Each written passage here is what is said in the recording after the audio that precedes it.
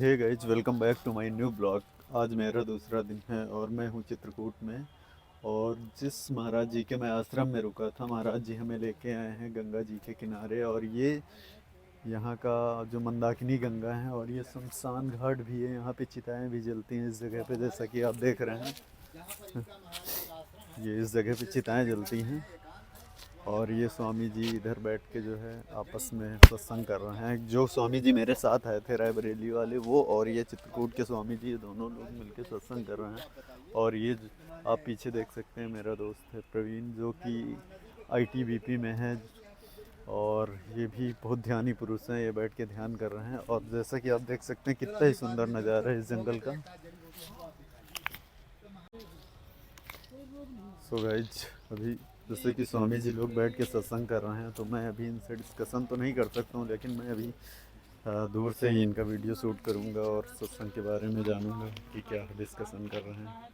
अब महाराज जी कौन सा प्रश्न करें? राम नाम के बारे में। चलो अच्छा। अब महाराज जी क्या है कि हम लोगों का जीवन तो आप जानते ही है कि विशेष अध्यात्म मार्ग पर जाता है। तो कुछ ऐसी आप बताएं, चाहे हमसे आप पूछें कि महाराज जी ये भगवान की तरफ जनता कैसे माने आकृष्ट हो, भक्त लोग जो गृहस्थ लोग जो देख रहे हैं वो भगवान की तरफ कैसे लगे। तो महाराज जी इसके लिए सबसे पहले हमारे जो आम जनता है उसमें जिज्ञासा उत्पन्न की जाए, जिज्ञासा, वो जिज्ञासु बने। फिर उससे दान पुण्य का किया जाए कि भाई आपको दान पुण्य करें, क्योंकि दान पुण्य कर, जैसे हम चिड़ियों को दाना चुगाते हैं तो पक्षी आते हैं। तो जब हमारे जो गृहस्थ भक्त हैं, ये गृहस्थ जन हैं, ये जब चिड़ियों के भांत संतों को जब कुछ अपने दरवाजे बुलाते हैं, उनको खिलाएंगे, दान दक्षिणा देंगे, उनसे ज्ञान सत्संग सुनेंगे तो भक्ति बढ़ेगी। और जब भक्ति बढ़ेगी तो फिर आगे उनको मोक्ष मिलेगा, जीवन मुक्त होंगे। और उनको ये इस तरह से वो संतों में उनका मन लगेगा। तो इस तरीके से ये जो है राम नाम में और राम नाम की तरफ आने का यही एक रास्ता है। महाराज जी इस समय हम विशेष कर देखते हैं, क्या ये राम नाम में क्या ये भजन भोजन का भी कुछ महिमा है, महत्व है? जी हाँ, भोजन में हमारे भगवान कृष्ण ने अर्जुन को समझाते हुए कहा था कि आहार शुद्धो सत्य शुद्धि, सत्य शुद्धो ध्रुवा स्मृति, स्मृति लंबे सर्वग्रंथा नाम वे परमाक्षः। अर्थात आहार शुद्ध होगा तो सत्य रस अच्छा बनेगा, और जब रस शुद्ध बनेगा तो हमारा वीर शुद्ध बनेगा, फिर मेधा शुद्ध बनेगा, बुद्धि शुद्ध होगी, और जब शुद्ध होगी तो भजन में मन लगेगा, भजन साधना में मन लगेगा, और हम अपने पूरे समाज को सही करने में मन लगेगा। बुद्धि जो है सात्विक हो जाएगी, सात्विक, जिसमें कि हमें सतोगुणी भोजन, रजोगुणी भोजन, तमोगुणी भोजन आता है। सतोगुणी भोजन में फल हैं, दूध है, मेवे हैं, और कम नमक का भोजन, कम तीता भोजन, ये जो है सतोगुणी भोजन है। अच्छा। रजोगुणी भोजन में तीता मीठा का, ये खट्टा कसैला, ये सब रजोगुणी है। तमोगुण में आज के जैसे जो आमिष भोजन चल रहे हैं, वो मांस मदिरा इत्यादि सारा कुछ, या ज़्यादा चटपटा या ज़्यादा खट्टा कड़वा, ये सब तमोगुणी हो गया सब। तो ये तीनों भोजन में हमें, जिनको अगर अपने जीवन में कुछ सुधार करना हो और भगवान की तरफ हमें जाना है, साधना कुछ करना है, या मान लीजिए साधना नहीं करना, हमको गृहस्थी में रहना है, तो वो अपना भोजन का सदाचार का सुधार करे, तो इस तरीके से वो संतों में लगेगा और राम नाम की तरफ भी जाएगा। स्वामी जी, एक प्रश्न हमारा है आप दोनों लोगों से जी, कि जैसे कि हम कभी अयोध्या जाते हैं, जी, कभी अयोध्या जा रहे हैं या फिर चित्रकूट आ रहे हैं, तो यहाँ इस नगरी में या वहाँ पे जब भी हम संतों से मिलते हैं, तो जैसे कि यहाँ राम नाम के बारे में बताते हैं ना कि जगत में राम नाम ही सब कुछ है। अगर हम वृंदावन जा रहे हैं कृष्ण की नगरी में, तो वहाँ कृष्ण नाम का बखान होता है। तो जैसा कि कल मैंने भी सुना था आपसे भी कि राम नाम ही जगत में सबसे बड़ा नाम है। वृंदावन जाते हैं तो वहाँ कृष्ण नाम का बखान करते हैं। तो इनमें क्या सिमिलरिटी है कि ये दोनों नाम एक हैं, या फिर इसके बारे में थोड़ा सा हम जानना चाहेंगे। हम थोड़ा बताएं, फिर महाराज जी इसका वो करेंगे। देखिए ऐसा है कि चाहे कृष्ण भक्त हो चाहे राम भक्त हो, जीवन में ये उतार लो, चाहे कोई भी देवी देवता, हमारे दादा गुरुजी परमहंस श्री राम मंगलदास जी कहते थे जो सात्विक देवी देवता है, चाहे राम जी हो, चाहे किरण जी हो, चाहे हनुमान जी हो, चाहे शंकर जी, जो विशेष सात्विक देवी देवता, और तुम्हारे 1 2 4 और हैं, तो उनका कोई भी यदि हम नाम जपते हैं वो सब राम जी के पास ही ले जाते हैं। अच्छा। क्योंकि राम जी का जो मेन माने जो अध्यात्म मार्ग का मेन जो है भजन का मार्ग है। इस समय वर्तमान में माने लगभग जो है माने 1000 में 1 व्यक्ति को वो ज्ञान है, अन्यथा वो जो भगवान राम जी के पास पहुंचने का मार्ग वो किसी को भी ज्ञान नहीं है। देखो हम राम नाम का जो जप करते हैं वो उसका फल क्या है, आपको वैकुंठ तक का फल है। किरण जी का भी हम नाम जपेंगे वो भी कहाँ तक है, गोलोक का फल है। शंकर जी का यदि हम राम नाम का जप करते वो कैलाश लोक का फल है। अच्छा। और हनुमान जी का भी जप करते वो वैकुंठ का फल है। माने ये इतना जपेंगे तो हमको वैकुंठ ही जाना है। अब रही बात हो जो निर्गुण राम नाम है वो कोई वर्तमान में महात्मा, हम देखो सिद्धों की बात तो नहीं करते, लेकिन विशेषकर किसी भी संप्रदाय में वो विद्या वर्तमान में लोप हो गई है। तो जो भगवान जी को मेन जो भगवान राम जी को पाने वाली मार्ग है वो इस समय वर्तमान में किसी के पास है नहीं। यदि वो विद्या की हम जो चर्चा करते हैं तो वो विद्या के बाद सत्य बात है कि तीनों लोकों में अनंत ब्रह्मांडों में वो जो निर्गुण राम नाम है, जो साकेतवासी राम नाम की विद्या है, ध्यान योग वाली विद्या है, अजपा जाप की विद्या है, वो वर्तमान में किसी के पास है नहीं। वही विद्या एक ऐसी जो भगवान के पास ले जाती है, उसी से मुक्ति भक्ति धाम लोग सब कुछ प्राप्त हो जाता है। लेकिन प्रश्न वर्तमान में कि वो विद्या कोई जानता नहीं वर्तमान में। तो अब हमको क्या है, किसी देवी देवताओं का माने वो नहीं करना है, कटाक्ष नहीं करना। यदि हनुमान जी का भी जप करोगे तो हनुमान जी का जब आपको आशीर्वाद मिलेगा तभी आप राम जी के पास पहुंचेंगे। किरण जी का भी यदि जप करोगे तो किरण जी अंतिम यही कहेंगे, बच्चा मेरा अंतिम नाम जो राम नाम है, वो भी आशीर्वाद देंगे तो राम जी की भक्ति ही देंगे। यदि शंकर जी का भी हम जप करेंगे तो अंतिम आशीर्वाद उनका भी यही होगा कि राम जी के पास जाना है। तो कहने का मतलब किसी भी नाम का हम जप करें भगवान राम जी के पास ही हमको ले जाना है। और डायरेक्ट यदि हम राम जी को पकड़ लिए, क्योंकि वो विद्या हम जानते ही नहीं। अब जो चीज़ हम जानते नहीं, किसी से पूछेंगे तभी तो पहुंचेंगे। जैसे हमको प्रयागराज जाना, अब जिसको पता ही नहीं कि प्रयागराज कौन ही दिशा में है, किताब में तो लिखा है, लेकिन किताब में ये थोड़ा लिखा कि किताब तो हम यहाँ पढ़ रहे हैं, और किताब में तो पता नहीं कौन दिशा में किताब रखी हुई, तो किताब के अनुसार हम अनुमान नहीं लगा सकते। तो वर्तमान में हमको एक गुरु की जरूरत है, चाहे वो गुरु जी किरण भगवान हो, चाहे हनुमान जी हो, चाहे शंकर हो, कोई सदगुरु हो। जब तक इनका मार्गदर्शक हमको नहीं मिलेगा तब तक हम राम जी के पास पहुंच नहीं सकते। तो इसलिए हमें किसी भी देवी देवताओं की न निंदा करना है, न किसी को छोटा मानना, न बड़ा मानना है। तो किरण भगवान भी राम नाम का जप करते हैं, राधा जी भी राम नाम का जप करते हैं, शंकर भगवान तो सभी कोई राम नाम का जप करते हैं, हनुमान जी स्वयं राम नाम का जप, जानकी जी भी राम नाम का जप करते। जब सभी राम नाम का जप करते हैं तो हमें क्या है कि अच्छा जिस राम नाम को वो जप करते वो ध्यान योग के द्वारा अजपा जाप है, तो निर्गुण राम नाम, उस निर्गुण राम नाम को वर्तमान में हमारी दृष्टि में साधु भेद में किसी भी संप्रदाय में वो वर्तमान में नहीं है। और जो सिद्धों के पास है वो अपने को प्रकट नहीं करते हैं, तो वो नाम वो विद्या लोप है इस समय वर्तमान में। अब रही बात है, तो इसलिए कभी भी हमको किरण जी से और राम जी की तुलना में छोटा बड़ा न माने। नहीं, हम एक चीज़ और जानना चाहेंगे आपसे कि जैसे हम गए थे, ये एक इस्कॉन टेम्पल है, इस्कॉन मंदिर वृंदावन में भी है, हम कानपुर गए थे, वृंदावन तो नहीं गए थे। तो उसके जो मेन गुरु जी थे वो प्रभुपाद जी थे, तो उनके यहाँ जो मंत्र है इसका, और उनकी माला करते हैं लोग, और दिन में बहुत सारी माला करते हैं, मतलब बहुत बार की 5 माला 7 माला का एक संकल्प होता है ना हर भक्तों से कि आज हमने 10 माला की है। और वो लोग उनके जो भक्तगण होते हैं वो निकलते हैं, गीता बांटते हैं, प्रचार करते हैं, है ना, तो भगवान का।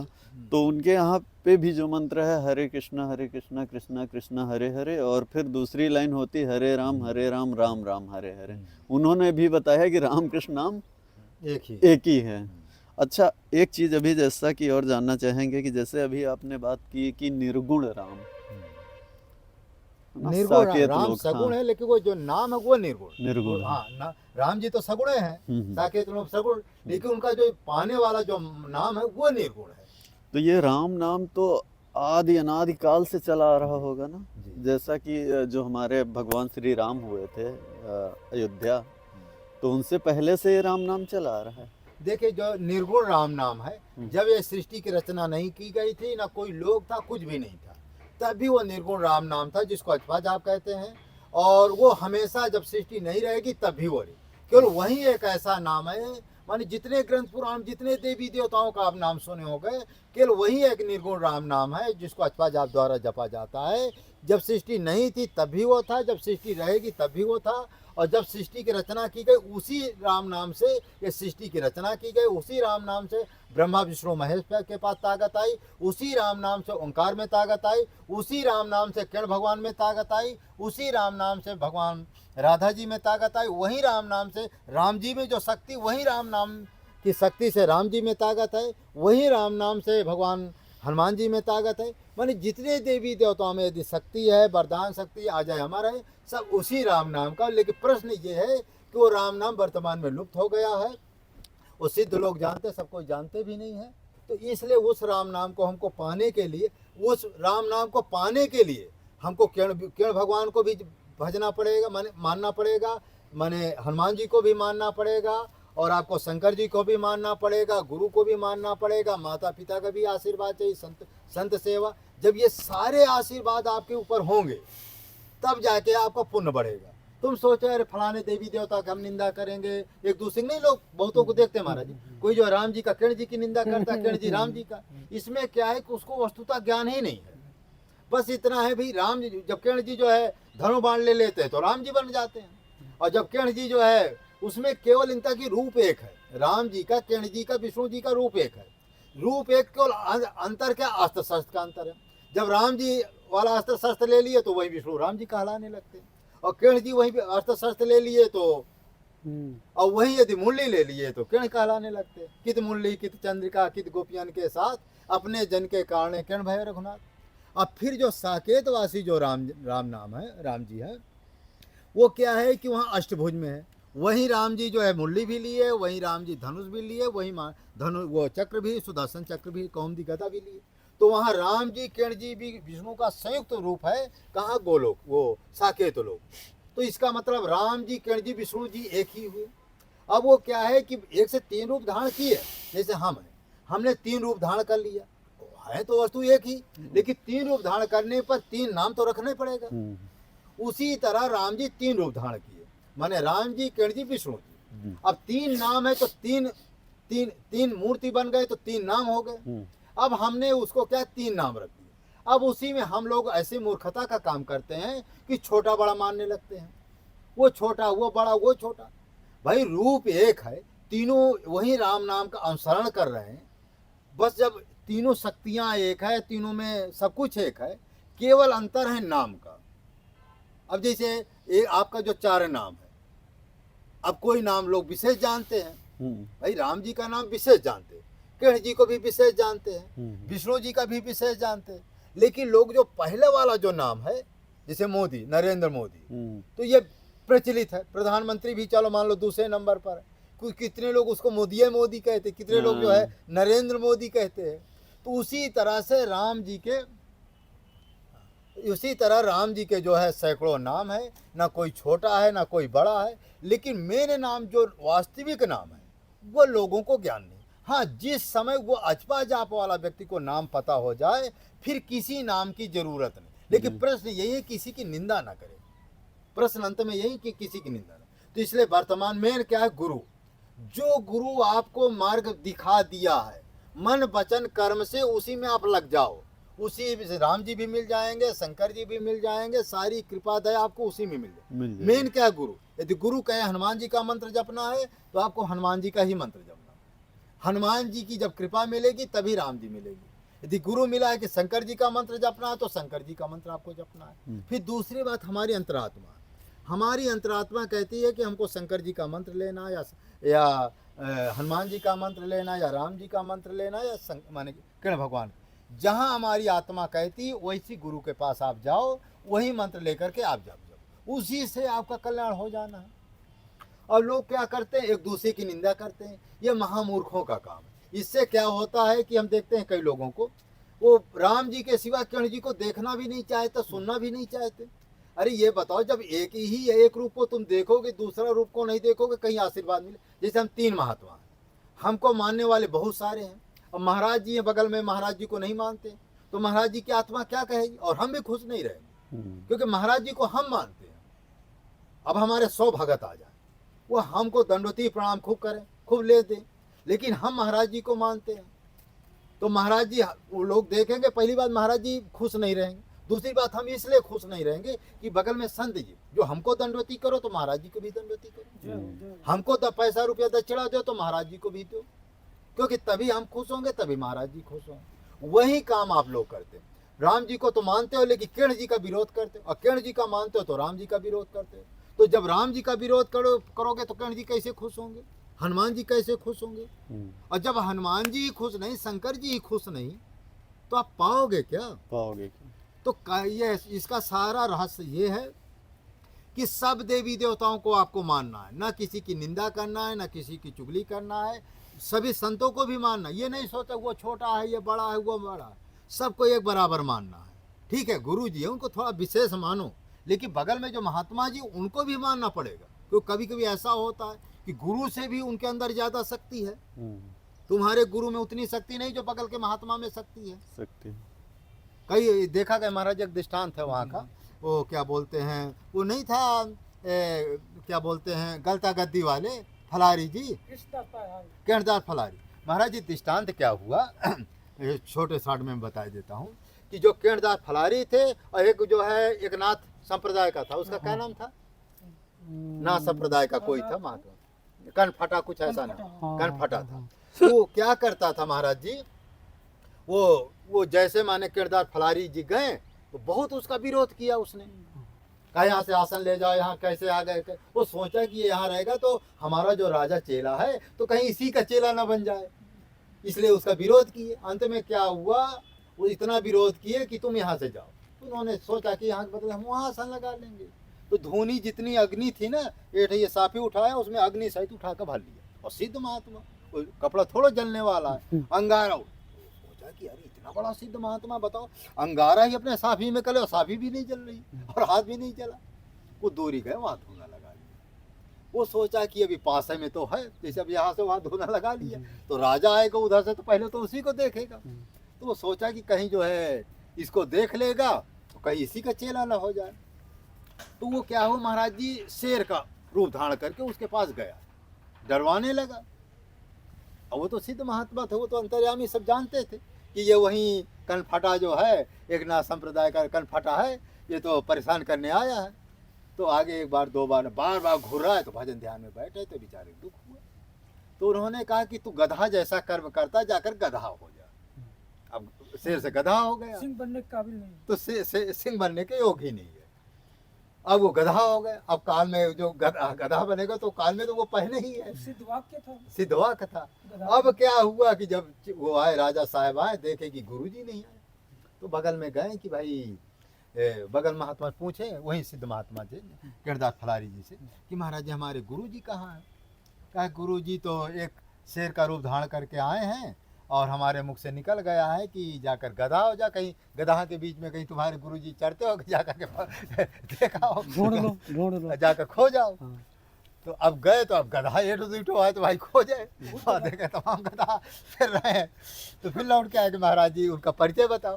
कहा जो असला गधा होगा तुम्हारा गुरु, तो काले में जो है कुंडल पहने होंगे, कुंडल पहने होगा, क्योंकि एक नाथ वाले कुंडल पहने रहते थे।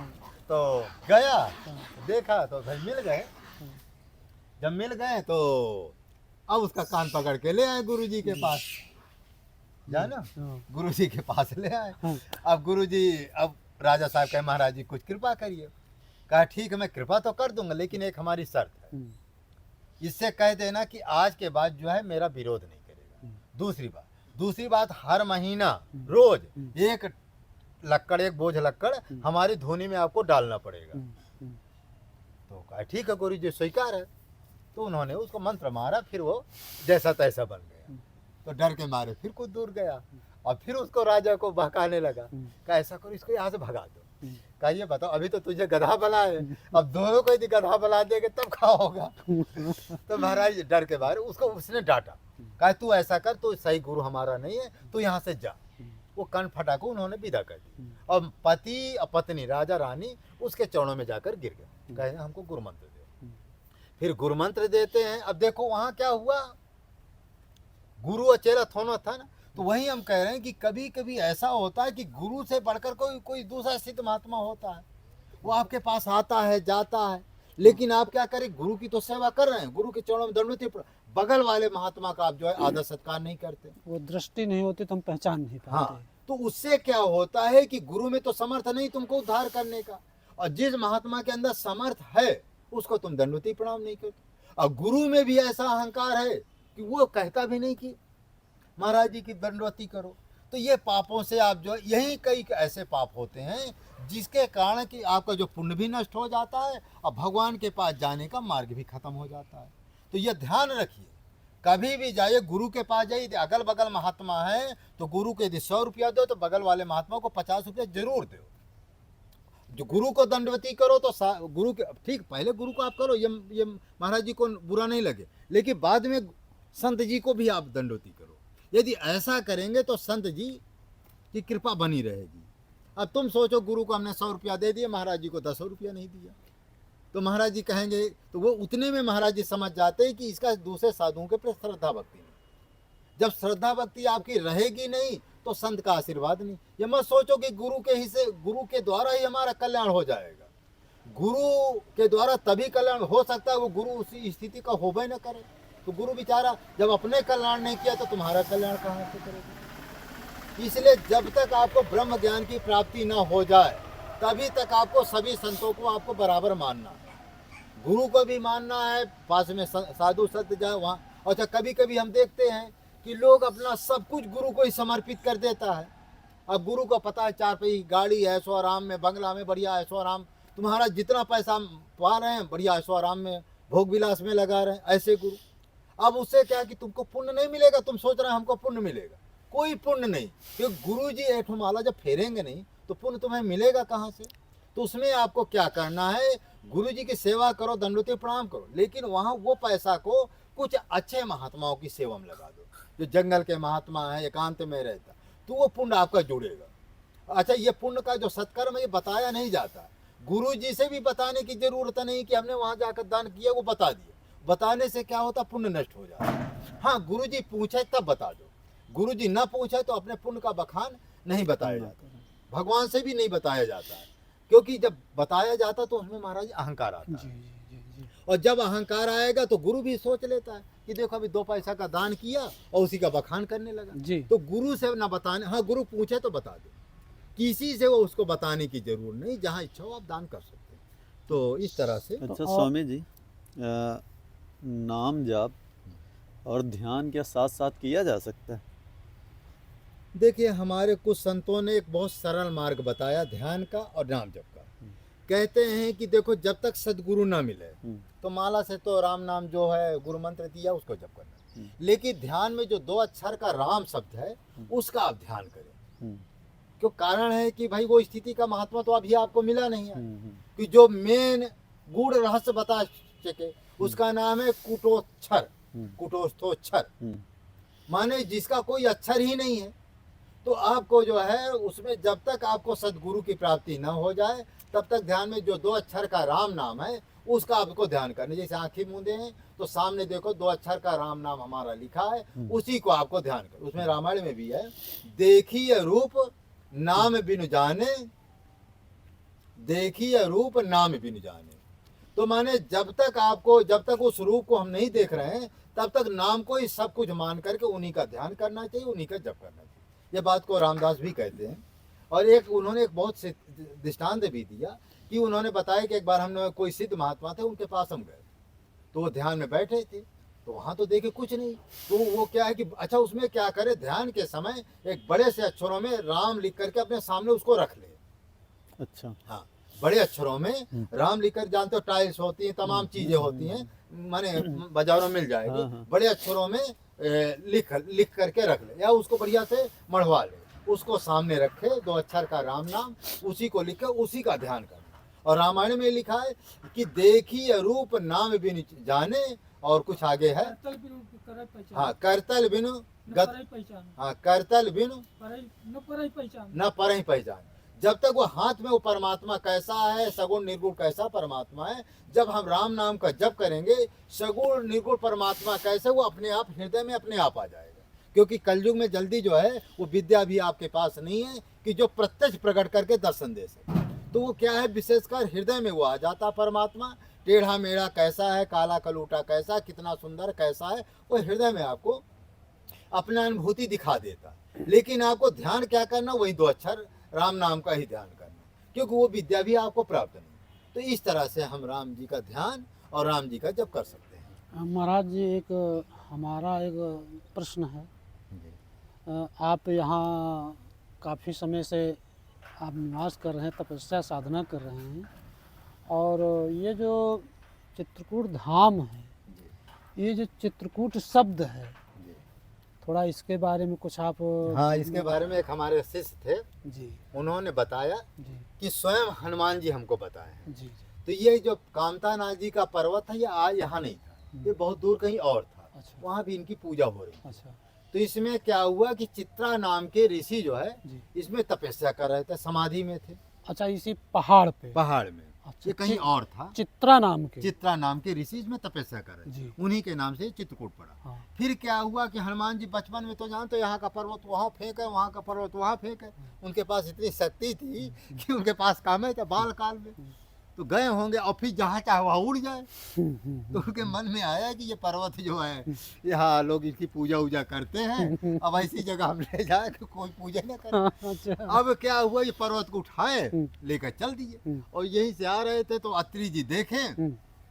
अत्रि जी भाई त्रिकालदर्शी हाँ, थे। जी जी जी। उन्होंने कहा, बजरंग हाँ। ये क्या कर रहे हो तुम? हाँ, इसमें चित्रा नाम के ऋषि है, वो जाग जाएंगे तुमको श्राप दे देंगे। हाँ। तो डर गए। हाँ, डर गए, कहा क्या करें?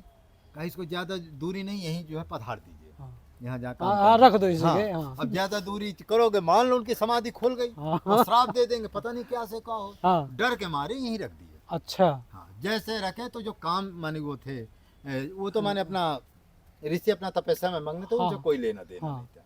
फिर क्या है कि कामतानाथ जी का एक स्वरूप है, हाँ हर जैसे मंदाकिनी का एक स्वरूप है, हाँ माने गंगा जी का एक स्वरूप है, तो इनका एक दिव्य रूप होता है। हाँ। नहीं तमाम पर्वत है, काय लोग नहीं पूछते। तो कामतानाथ जी, जो कामतानाथ जी थे, वो अपने दिव्य रूप में प्रकट हुए हनुमान जी के सामने। वही चित्रा स्वामी। नहीं, कामतानाथ। कामतानाथ। अच्छा, काम। वो ऋषि तो अलग है। अच्छा। तो ये कामतानाथ जी अपने दिव्य रूप में प्रकट हुए, असली रूप में, हाँ। जो उनका अपना रूप होता है, हाँ। मनुष्य जैसा, देवता जैसा। हाँ। तो उन्होंने कहा है कि भाई तुम हमको यहाँ क्यों लाए हो? हाँ। जहाँ पर थे वहाँ हमारी लोग पूजा करते, पाठ करते थे, अच्छा। तपस्या करते, साधना करते थे। हाँ। यहाँ तो कोई ना पूजा करेगा, ना पाठ करेगा, ना तपस्या करेगा, ना कोई हमको मानेगा। हाँ तो हनुमान जी ने कहा कोई बात नहीं, आने वाले समय पर जब त्रेता युग आएगा हाँ। तो यहाँ राम जी स्वयं आएंगे हाँ और यहाँ इसी जगह वास करेंगे। हाँ। उनके आशीर्वाद से जैसे वहाँ पूजा तुम्हारी होती थी, वैसे यहाँ पूजा भी होगा और तुमको राम जी के दर्शन भी होंगे।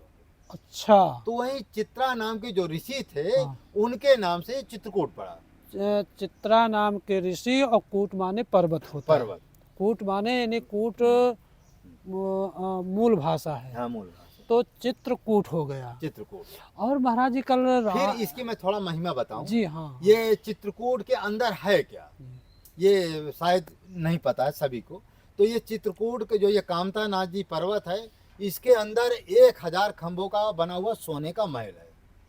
उसके 7 घेरे हैं। जो गर्भगृह जिसको कहते हैं, बीच वाला जो गर्भगृह है, उसमें जो है राम जी जानकी जी रहते हैं। जो दूसरा घेरा है, उसमें जो है असंख्य जो है वो महल बने हुए हैं। अब 5 किलोमीटर है तो कितने महल बने हुए।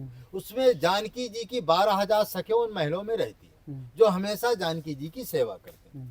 तीसरा जो घेरा है, उसमें जो है असंख्य जो भगवान के पार्षद हैं, वो जो है तीसरे वाले घेरे में भगवान के महलों में जो सोने का महल बना हुआ है, उस महल में भगवान के असंख्य पार्षद रहते हैं। जो तीसरा वाला चौथा जो घेरा है, 88,000 ऋषि मुनि इसी कामतानाथ जी चौथे वाले जो घेरा में उसमें निवास करते हैं। 5वें 6वें घेरे में गंधर्व किन्नर है। जो गंधर्व किन्नर है वो भगवान के जो 6वें 5वें 6वें 7वें घेरा में ये लोग अपना रहते, भगवान के हमेशा गुणगान करते। तो इस तरह से इसके 4 गेट हैं, जिसमें किसी में हनुमान जी हैं, किसी में भैरव हैं, किसी में शंकर है, किसी में इंद्र जो है अपना अस्त्र शस्त्र लिए के रक्षक। इनके बिना आदेश के कोई इसके अंदर प्रवेश नहीं कर सकता। अब आज से जो है 5 साल पहले ये आपके जो है बरहा के हनुमान जी है परिक्रमा में, वहाँ एक संत है भी है, शायद उनका भी शरीर नहीं छूटा है, संत है, पतले पतले कुटी में रहते हो, कोई भी उनसे पूछ सकता है। उनको जो है 3 बजे रात को जो है माने पहाड़ के ऊपर से जो है घड़ी घंट की आवाज़ आती थी, ऐसा लगता कि वहाँ कोई ऊपर आरती हो रही। वही जो हमने बताया कि जो ऋषि मुनि है भगवान के जो दिव्य पार्षद है, वो भगवान की 3 बजे आरती पूजा करते हैं और फिर अपने महलों में जो जहाँ वो अपने चले जाते हैं। वहाँ सरजू तालाब है, उसी सरजू तालाब में लोग स्नान करते हैं, फिर भगवान की दिव्य रोज 3 बजे आरती वारती करते हैं। फिर तीसरा प्रमाण ये है कि जो यहाँ सरजू धारा परिक्रमा में जब आप जाएंगे, एक सरजू धारा है, वहाँ से आज से 25-30 साल पहले की बात है, ऊपर से वो पानी 24-12 महीना महाराज गिरता था। तो सुबह सुबह क्या है कि बिल्कुल माने गुलाब का और ये तुलसी बिल्कुल बिल्कुल हरी, बिल्कुल माने खूबसूरत जो है गुलाब का फूल अपने आप ऊपर से गिरता था। कई लोगों ने देखा और पानी की धारा भी बहती। लेकिन वर्तमान में कुछ गंदे लोगों ने उसमें अपना, जिसे औरतें नहीं वो हो जाती हैं, बच्चे हो जाते हैं, उनका क्या होता है ना 3 दिन तक क्या अशुद्ध अवस्था होती है, सोरी कहते हैं उसको, हाँ रजोस्वला सोरी कहते हैं, उसमें अपना कपड़ा उपड़ा धूल उल दिए, तब से वो जो दिव्य नदियाँ सब लुप्त हो गई, बहुत सी ऐसी दिव्य नदियाँ लुप्त हो गई। तो ये सारे प्रमाण है कि जिनके द्वारा कामतानाथ जी आज हैं। अच्छा, इसकी परिक्रमा करने से क्या होता है, इसकी जो यहाँ बड़े चित्रकूट में 10,000 ऋषि मुनि हैं, बहुत से ऋषि इनको जो है आकाश मार्ग से कामतानाथ जी की परिक्रमा करते हैं। कुछ लोग जो त्रेता सतयुग के जो महात्मा हैं, दिव्य रूप 20-20, 25-25 फीट के हैं, वो भी कामतानाथ जी की परिक्रमा करते हैं। उनकी खड़ाओं की आवाज़ तो कई लोगों ने देखा, लेकिन उनका प्रत्यक्ष दर्शन कोई कोई किया। ऐसे चमत्कारी चीजें आज भी कामतानाथ जी में होती हैं। तीसरा, यहाँ लोग लेट करके परिक्रमा करते हैं, जिनका मन शुद्ध होता है, मन वचन कर्म से होता है, लेट कर परिक्रमा करते हैं। लगभग 99% लोगों की कामनाएं पूरी होती हैं। फिर जो साधारण लोग जो परिक्रमा करते हैं, यदि परिक्रमा करते समय सीता राम राम राम कहते हुए जो परिक्रमा करता है, गुटखा उटका नहीं खाता है, ऐसा जो कामतानाथ जी की परिक्रमा करता है, तो बता रहे हैं कि एक एक पग में जो है सहस्त्रों गौदान का फल मिलता है। ऐसे चित्रकूट की महिमा है। फिर लिखा है यहाँ की, चित्रकूट चिंता हरण आए सुख के चैन, पाप कटाई विचार के दे कामता नयन। कहते जो चित्रकूट में आता है कि चित्रकूट चिंता हरण, कहते जैसे चित्रकूट में आएंगे जो चिंता होती वो अपने आप हरण होने लगती। आए सुख के चैन, यहाँ पर आने पर अपने आप सुख शांति मिलने लगती। आए सुख के चैन और पाप कटाई विचार के देख काम, जहाँ से कामतानाथ जी का दर्शन होता है वहीं से 4 युगों के पाप अपने आप करने लगते हैं। देख कामतानाथ जी का दर्शन मात्र, और जो कामतानाथ जी की परिक्रमा करे, राम नाम का जप करे, उसका फल क्या होता है उसका वर्णन हम नहीं कर सकते। बोले सूर्यदेव की जय। तो अब महाराज जी कितना नंबर होगा, तो अब महाराज जी से और कुछ पूछना है आपको? अभी थोड़ा सा जानकारी लेंगे यहाँ का, इस फटीक उसको का। दूसरा कर दो, चेंज करो। 45 मिनट बहुत हो गए।